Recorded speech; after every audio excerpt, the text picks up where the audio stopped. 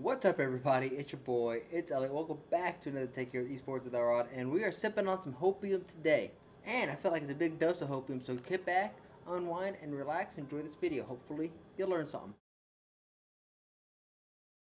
So we're definitely soaking up on that hopium, especially in the Halo side of things, because we've been getting these renders online, and these renders are of the Iron Eagle core set that's going to be a fractured event, much like the Yuri armor for the Tenrai events, coming out in Season 2 in 20 days.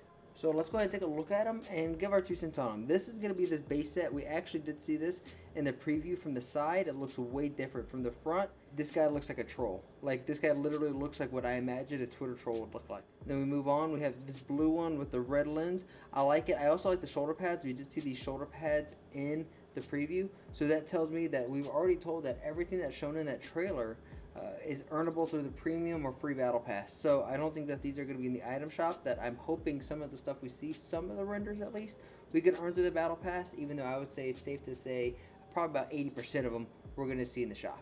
Honestly, the ones online, this is my favorite. This guy looks more like a knight than anything. I kind of like the blade on the head, the eyeballs, the side vents. I kind of like all of what I'm seeing here, especially in the shoulder pads. They look more like a knight's armor or a knight's shoulder pad. I like it. And then we move on to this one, which has kind of this World War II vibe. The shoulder pads once more a little different. The mask is a little different. I don't like this one as much because it kind of reminds me of, like, I don't know, this gives me like the Incredibles 2 or the Incredibles 1 at the very end, the mole guy at the very beginning of 2, that mole guy. I don't know why this just gives me like that inspiration. It just reminds me of a mole, I don't know. That could be the side effects of all the copium that we've been having to deal with as Halo fans. This one, just because of the white and the way it looks and that open face, kind of gives me some Flood, kind of decontaminant suit. I like it, but it's definitely not my personal favorite, probably my least favorite out of all of them. And yeah, let me know what you guys thought of it. Let me know down below. Round 2 of some of that hopium. We get to talk about certain affinity and how one of the developers might have spoke a little too much on the relationship with Halo going forward. We have been a part of the Halo franchise for more than 15 years, and we're honored to say we are deepening our relationship with 343.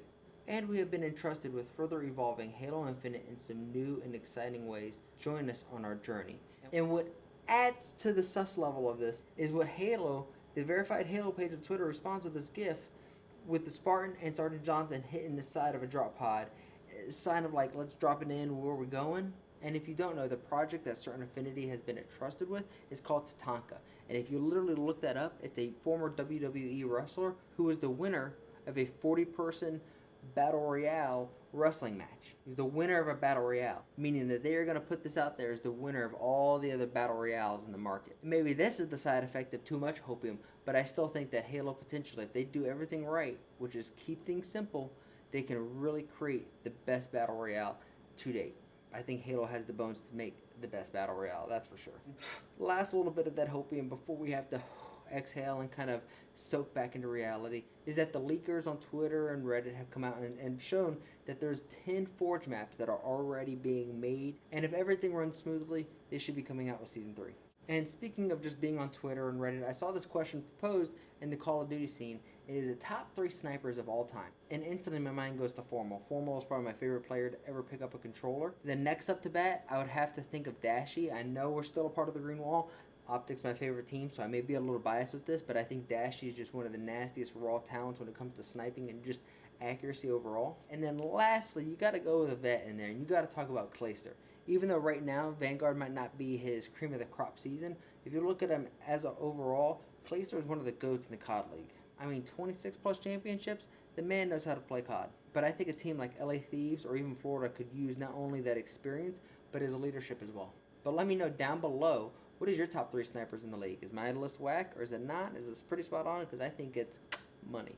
And I felt like I need to follow up on this because yesterday I talked about Sinatra coming back to competitive play after he had gone through his hyperbolic time trainer like Gohan and Dragon Ball Z, coming out jacked and shredded. But there's a lot of people who are completely outraged at his return to competitive play. And this is going to be a quick TLDR for everyone who didn't know. Sinatra had some domestic violence allegations set upon him against his girlfriend and then previous people that he dated. And to say the least, he was not very cooperative with people who were doing the investigations handling all of this. So he was cut and banned from the league for the year. And as you can see, people feel that esports will never be safe for women so long that people like Sinatra can come back and compete.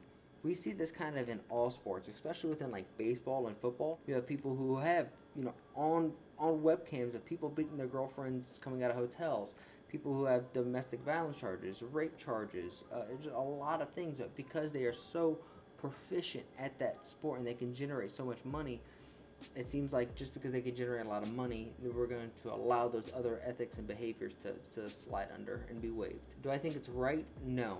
Do I know how to stop it? No. And I really don't even know how to move on from this. So before we end out the video, we got to talk about somebody ending their career. Amaranth, aka Kate, has announced that she's quitting being an e-girl and her OnlyFans altogether in June, and that she's going to be making a career pivot and is already invested $350,000 to $400,000 into this mysterious new endeavor of hers.